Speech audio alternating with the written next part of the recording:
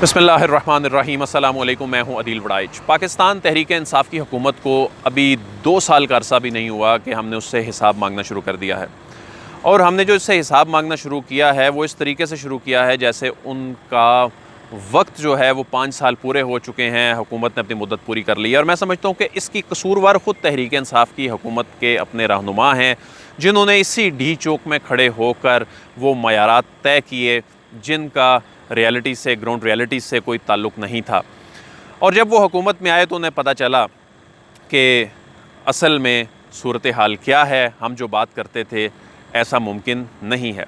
लेकिन ज़ाहिर है ये जमात पहली मरतबा हुकूमत में आई और इस जमात में मौजूद लोग जो हैं उनमें जो वज़रा हैं, जो काबीना में बैठे हुए, इक़्तिदार के ऐवानों में बैठे हुए लोग हैं, उनमें भी बड़ी तादाद ऐसी है जो पहली मरतबा सिर्फ वज़ीर ही नहीं बने, वो पहली मरतबा MNA बने और शायद पहली मरतबा उन्होंने इलेक्शन भी पहली या दूसरी मरतबा लड़ा है।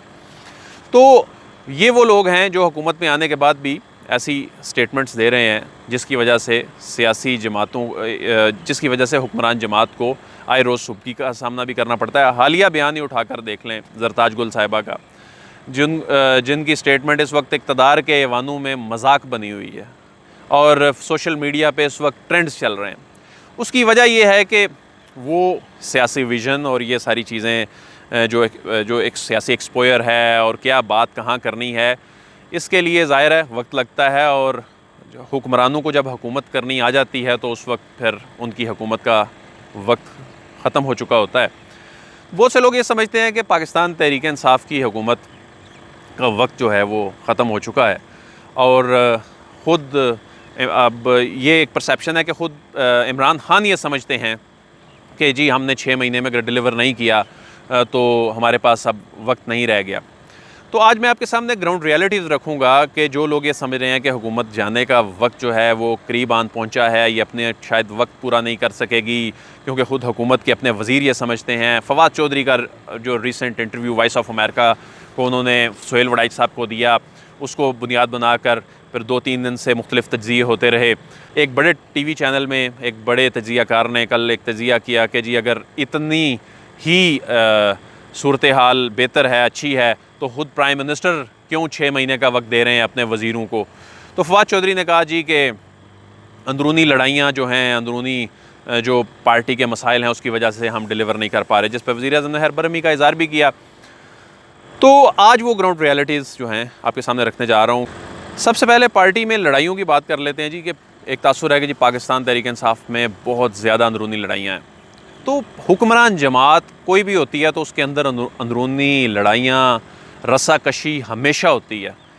वो तज्ज़ियाकार जो इस वक्त ये एनालिसिस कर रहे हैं कि जी इतनी लड़ाइयाँ हैं, इससे मुल्क को भी नुकसान हो रहा है, पार्टी को तो नुकसान हो ही रहा है, वो मुस्लिम लीग नून की वो अंदरूनी लड़ाइयाँ भूल गए। मुस्लिम लीग नून में जो चौधरी निसार का धड़ा था और दूसरी जानिब ये जो ख्वाजा बरादरान और जो परवेज़ रशीद, इनका धड़ा, जो एक धड़ा जो था वो करीब था नवाज़ शरीफ के, चौधरी निसार का अपना एक धड़ा था।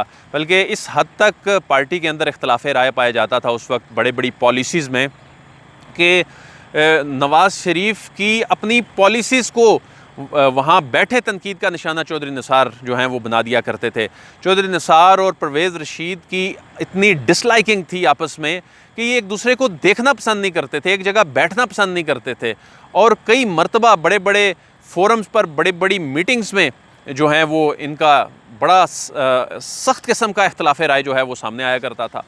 तो ये जमहूरियत का हुस्न होता है। और जब कोई सियासी जमात इक़्तिदार में होती है ना, तो असल में उसमें रस्साकशी और उसमें लड़ाइयाँ जो हैं उसी वक्त ही ऊपर आती हैं। जो इक़्तिदार से बाहर जमात बैठी होती है उसमें लड़ाइयाँ ज़रूर होती हैं लेकिन वो इस अंदाज़ में नहीं होती। तो एक तो ये इशू है कि ये कोई नई बात नहीं, ये हर सियासी जमात में ये मसाइल होते हैं। दूसरा मामला ये है कि जी पाकिस्तान तहरीक इंसाफ़ जो है जी इसने 2 साल में क्या किया है, ये क्या बातें किया करते थे, यहाँ पर डी चौक में खड़े होकर ये क्या कहते थे, अब क्या कर रहे हैं। तो मेरे ख्याल में तहरीक इंसाफ़ की हुकूमत ने ज़हनी तौर पर यह तस्लीम कर लिया है कि हम जो कुछ कहा करते थे वो ऐसा मुमकिन नहीं है। जो बयानात दिए जाते थे IMF के पास जाने की बजाय ख़ुदकुशी को तरजीह दूँगा, तो अब IMF के पास जाने पर किसने मजबूर किया?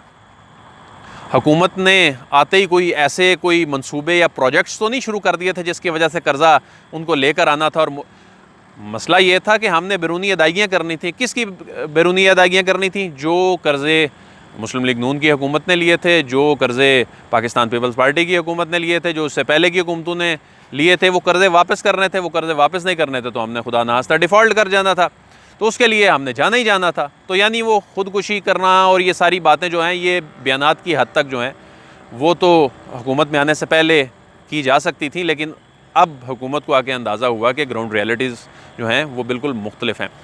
फिर एक टीवी चैनल में जो बहुत बड़ा तज्ज़िया किया गया कि जी ये हुकूमत जो है इसने इतने कर्ज़े ले लिए हैं 19 महीनों में, 35,000 अरब तक कर्ज़े पहुंच गए हैं। इतने कर्ज़े नून लीग ने 5 साल में लिए जितने इन्होंने 19 महीने में ले लिए। अच्छा, 19 महीने में इन्होंने तकरीबन जी मैं आपको बताऊं कि 11 अरब डॉलर के लगभग कर्ज़े लिए हैं। 11 अरब डॉलर के लगभग जो कर्ज़े लिए हैं ना, ये आलमोस्ट सारी की सारी रकम कर्ज़ों और सूद की अदायगी में ही वापस कर दी है। इसमें मुझे आपको इस मुल्क की सड़क को या किसी इंडस्ट्री को, किसी सेक्टर को कुछ नहीं मिला। ये तो सारा वो कर्ज़ है जो मुस्लिम लीग नून के जो लोग कह रहे हैं कि जी इन्होंने इतने कर्ज़े इतने महीनों में ले लिए, तो वो उन्हीं के लिए वे कर्ज़े वापस कर दिए। फिर ये कहा जा रहा है कि जी यही सूरत हाल रही, उस प्रोग्राम में ये कहा गया कि यही सूरत हाल रही तो फिर ये 70 साल में जितने कर्ज़े लिए हैं उनसे ज़्यादा सिर्फ यही हुकूमत कर्ज़े ले लेगी।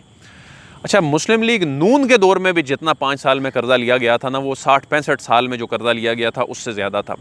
उससे पहले पीपल्स पार्टी के दौर में भी जितने कर्ज़े लिए गए थे ना, तो वो तारीख़ के दहाइयों के जो कर्ज़े थे ना, वो उनसे ज़्यादा थे। तो ग्राउंड रियलिटीज़ ये हैं कि आप इसको ये नहीं कह सकते। और आने वाले दिनों में भी इस हुकूमत को कर्ज़े तो लेने पड़ने हैं, क्योंकि अदायगियाँ करनी हैं।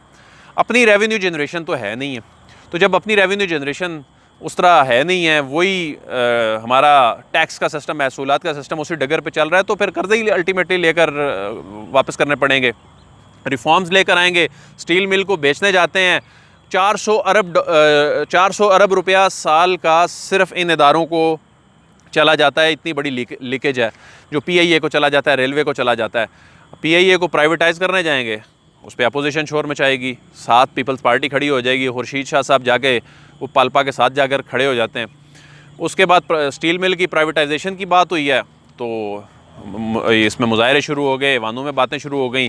हालांकि कई सालों से बंद मिल में बैठे लोगों को तन्हाई दे रहे हैं, और अब उनको गोल्डन शेक हैंड दे के जान छुड़ाने की स्टील मिल से कोशिश की जा रही है। लेकिन वो स्टील मिल जो है वो सफ़ेद हाथी ये बैठे हुए हैं, हम अरबों रुपए इनमें झोंकते जा रहे हैं। जो यानी हमारी जो रेवेन्यू कलेक्शन होती है वो इन इदारों में इस लीकेज में चली जाती है, कुछ कर्ज़ों की वापसी में चली जाती है।